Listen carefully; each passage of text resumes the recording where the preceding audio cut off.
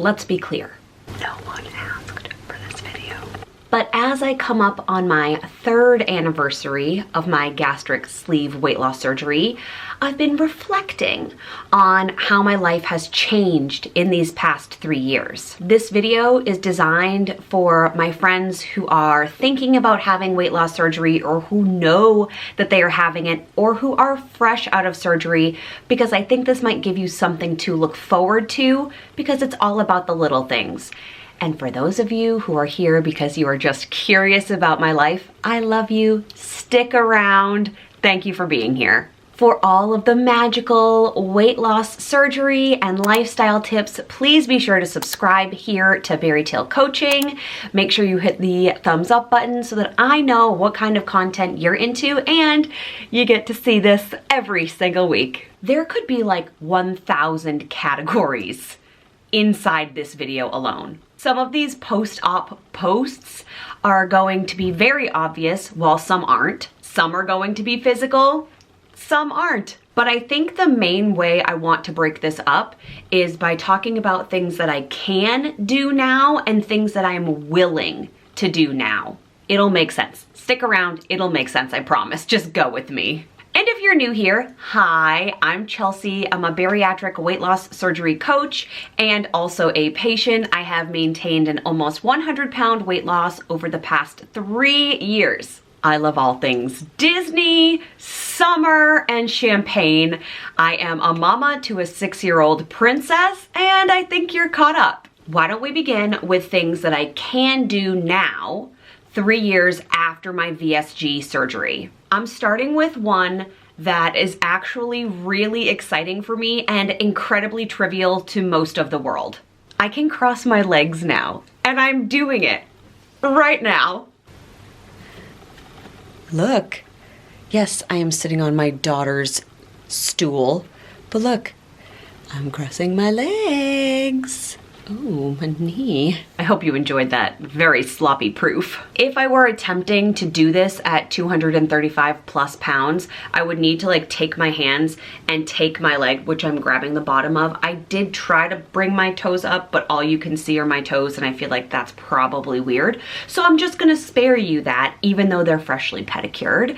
But I would need to like yank my leg up, and it would be more of like, I know you can't see it, but it would be more of like a wide cross rather than like a knee over top of knee situation. Women who understand this, can you let me know in the comments, please? I also could never have done leg crossing of any kind, assisted or unassisted, in jeans. Like that would have been a no-go all around. And I know that sitting cross-legged isn't like the best for your body. Allegedly, it creates varicose veins. I'm not about that, but this is such a win. It's like a non-scale victory that I remind myself about every day. And it makes me feel great when I get in the passenger seat if Mark is driving and we're going somewhere and I can just sit and there's enough room in front of me for me to cross my legs. Honestly, that makes me so incredibly happy. The second one on the list is that I can feel full. Okay, so I know I could have felt full in my pre-weight loss surgery life, but I never did. And that's because I never ever listened to my body. I would eat in celebration of things that were going well for me, of others. Did I have a great day? Let's eat to celebrate. I would also eat because I was and tend to be an emotional eater. I would eat out of sadness, anger, shame, regret.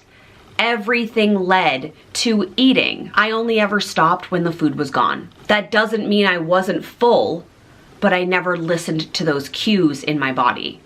I was like trained to eat in my own brain until my plate was clean, so I always did. And now I listen, partially because I have to. There are consequences like dumping syndrome and throwing up if you don't listen to your body.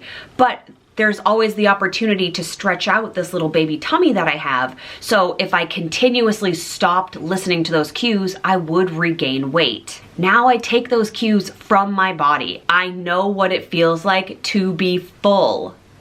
I never could do that before. It feels like a nicer way to coexist in this form, if you will. It's intuitive. And if I listen, I am certainly happier. The third one's going to be very obvious, but I can dress how I like. What I mean by this is, sure, it's about confidence when rocking a crop top. That's not what I mean.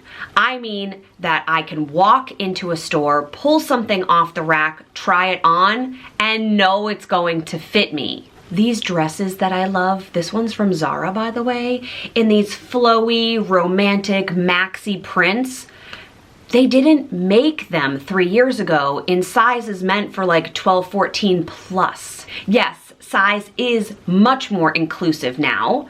However, I couldn't pick from certain brands. And then now I'm a little torn. Like, I don't want to support brands that don't believe in body positivity at every size. Because hello, we all deserve to feel beautiful. It's 2022. Make clothes for every woman. I hope you hear me. But I also find it a relief that I can dress myself in things that I actually want to wear, not just things that fit. I don't know if that will resonate with anyone, but that was a huge one for me, is that I get to choose the clothes I want to wear, not just like deal with the ones that will fit my body. The additional bonus to this one, when I try on clothes that don't fit, and I love TJ Maxx, okay? I love Nordstrom Rack, I love TJ Maxx. Things are not same sized. Sizes are not consistent like brand to brand. Every woman knows this, that you can be, I can be, I'm gonna use real sizes, we're not gonna be theoretical here. I can be a size 4 at Lilly Pulitzer. A 4, that is so small. And then I can be an 8. Ooh, where did I get jeans from? Madewell. I can be an 8 in my Madewell jeans. So sizes are not consistent brand to brand. But instead of going into the dressing room and trying clothes on and then blaming my body for the way that the clothes fit, I blame the clothes. I take them off. This garment isn't for me. What's next? Let me tell you a real quick story about when I tried on a prom dress. I promise I'm going to try to keep this quick. At the time, my best friend and I went to this beautiful boutique because I had my eye on this Sarah Jessica Parker dress that she wore in Sex and the City. It was black, it was strapless and shiny. It's actually still very cute. I don't know where it is. I think it's at my mom's house. I'm already deviating. Anyway, I wanted to be a specific size. The high school version of Chelsea needed her body to look a certain way due to diet culture. It's early 2000s, late 90s, okay? Low-rise, skinny jeans a la Britney Spears were the thing. So my body really never fit that mold, even though I was a 3-sport athlete and I was very muscular. I was just never like petite, because I'm not. Anyway, I find the dress. My mom has agreed to split it with me because it's very expensive. And in the dressing room, I hear my best friend so excited about what she has on her body. And meanwhile, I am crumpled on the floor crying about this dress that isn't the right size for me. Can I just remind you that Sarah Jessica Parker wore it, and she is a tiny, tiny, petite-boned woman. And because that dress didn't fit me, there was automatically something wrong with my body. Fast forward 15 to 20 years, I was still crumpling in dressing rooms over the size of jeans, over things not fitting my body properly, and feeling like my body was wrong. No more. No more. My body's not wrong. It never was wrong. The clothes were wrong. But that mental shift did not set in until after surgery. I hope that helps you at any stage of this process, or not even in this process, just in life. I now fit in like commercial seats, meaning you're going to the movies, you're getting on a plane, you don't have to have the squishy arms, like push your hips in, and I don't need a seatbelt extender. This is exciting. This is exciting stuff. And the last in this category of things that I can do now is a segue. I can run. Now, I could always run. I could have always attempted to run, but this is one of those that like I can do now and I'm more willing to do now. Let me explain. I always wanted to be the type of runner who could just go out and do like a mile and back to start my day. I could picture what music I would listen to, what I would wear, the trail I would run on, how I would feel. And I know to some of you, hearing a mile out and back is like, that's not a big deal. To me, in my 240, 50 pound range, that was a huge deal to think about running that duration or distance. And I used to try a lot. I would download Couch to 5K apps and do like barely anything and feel sore. And then I would go out the next day and do a little bit more. Every January, my resolution was, this is gonna be the year that we become a runner. We're gonna do the mile. We're gonna work up to a 5K. And because of pain in my knee, I've had a meniscus repair. That knee is always tricky. It still actually hurts when I run, but it hurts in a different way and I can work through it. I felt like prior to surgery, I wasn't ever making the progress that I really wanted to see in terms of running with distance or speed really, but let's not pretend that I'm a speedy runner in any sense of the imagination, but that doesn't bother me. Because of those issues with the pain and the lack of progress, I always quit. I always quit because it hurt and I was frustrated and angry. And what would I do? You know. I would eat. I would eat or I would give up for a certain period of time and then I would try again and I would fail and I would try again. And it just felt like this cycle of never being able to gain any traction. Guess what I did this morning? This morning, I ran a 5K. Not in a race, but I ran a 5K around my neighborhood because I am training for the Falmouth Road Race, which happens here in my town. We actually live right off of one of the mile markers, and it is like a globally renowned race that I have watched my whole life. And every year, I get so hyped standing on the sideline and watching these amazing people run. It like brings me to tears to watch like people go by in their wheelchairs, knowing that they are going to go up this ridiculous hill that's between mile 6 and 7, because this is a 7-mile race, 7.1 miles. Watching people in military personnel in combat boots run on behalf of fallen. Watching women sprint, moms who wear shirts that are saying like, I'm doing this for my babies. Ooh, I just got goosebumps. Every single year I watch this race. My dad has run it as a tribute to when he was in like his peak health. He was 40. My husband runs it every single year. My brother-in-law runs it.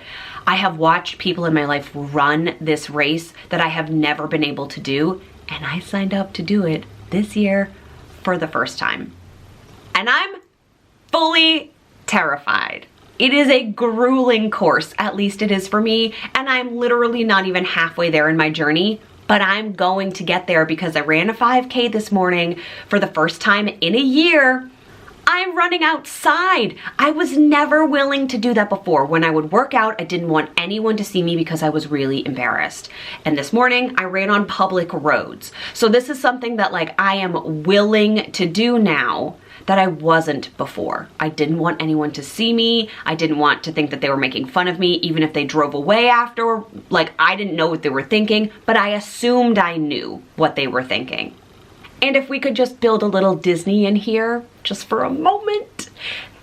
Because I am cardiovascularly in better shape, I can walk longer and faster in Disney World, which is, as you know, really important to me. I want to do the most I can while I'm in those parks without the feet pain, the joint pain, feeling like I need to stop and rest. And I think my family appreciates that, but it also sets the tone for my daughter.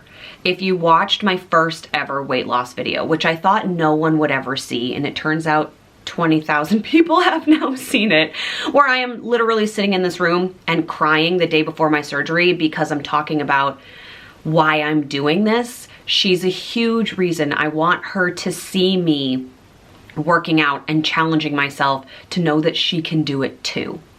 Before we fully segue into the second portion of today's video, I'd love to know, like, what are you most looking forward to in terms of a healthier version of you. Whether that's weight loss surgery or not, I assume you're still here because you're into some type of health journey. So I want to know in the comments, what are you most looking forward to? These are now the things that I am willing to do now. I could have done them before, but I didn't. And now I'm willing to do them, and I do.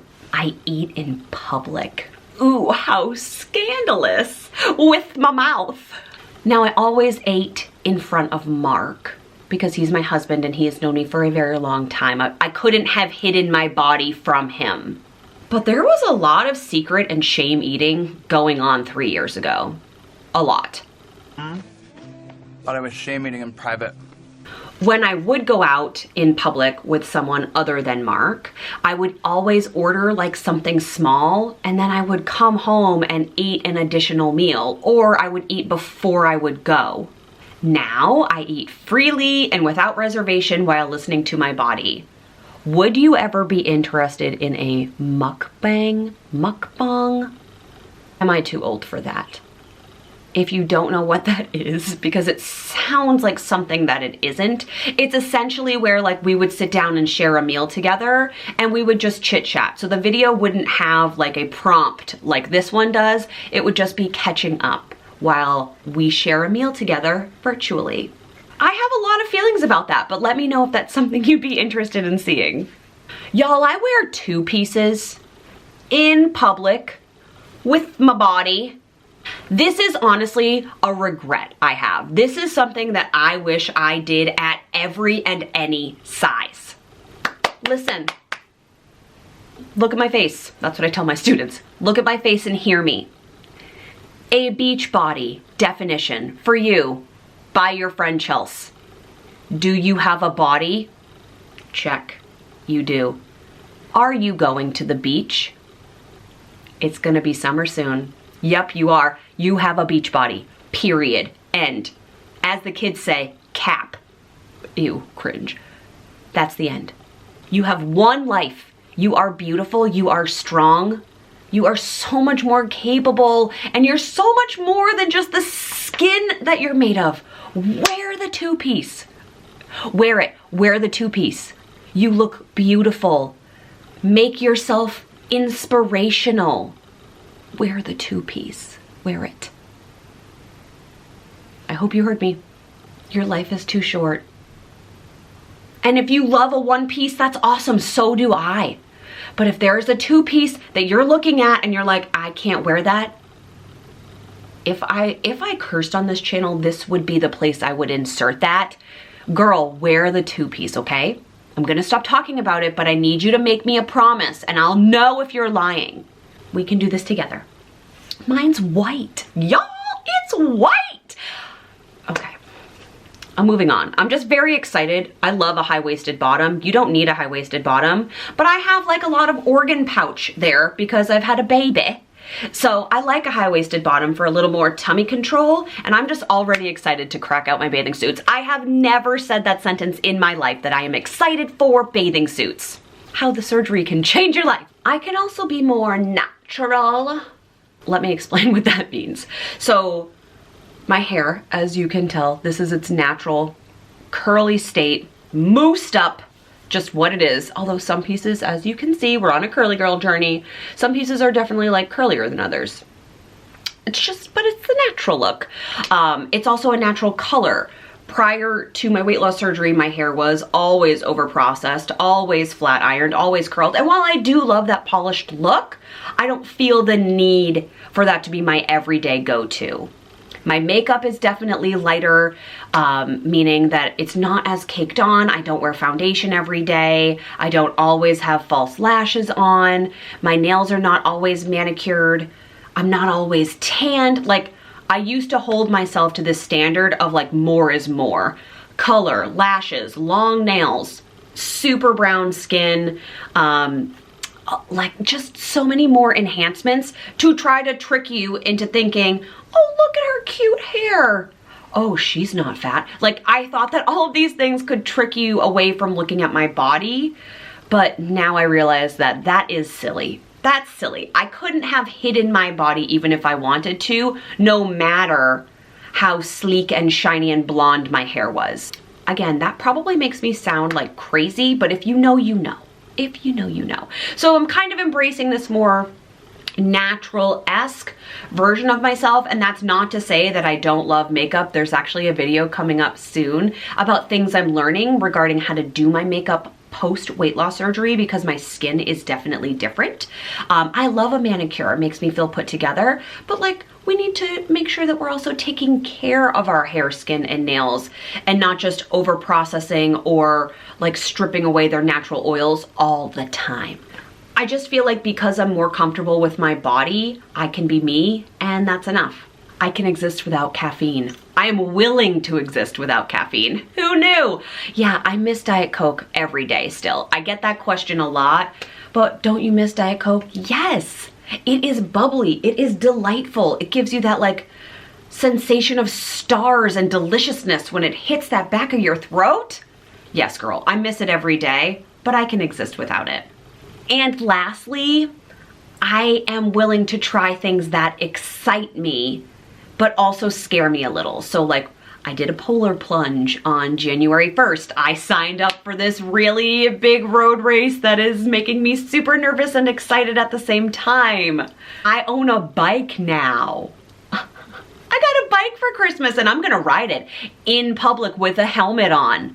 I haven't ridden a bike in decades. And I think prior to surgery, I probably wouldn't have gotten on a bike because I would have been nervous about how to like be mobile on it. I think there's a level of mobility that I have now that I didn't have then. And we're planning on going on a cruise this summer, so I am definitely getting on that big old water slide. Like, I just want to try things because I am an adventurous person. I remember going on vacations with my family and having a questionnaire on some type of excursion be about how much do you weigh, and then immediately trying to find a different excursion that didn't have a weight question on it.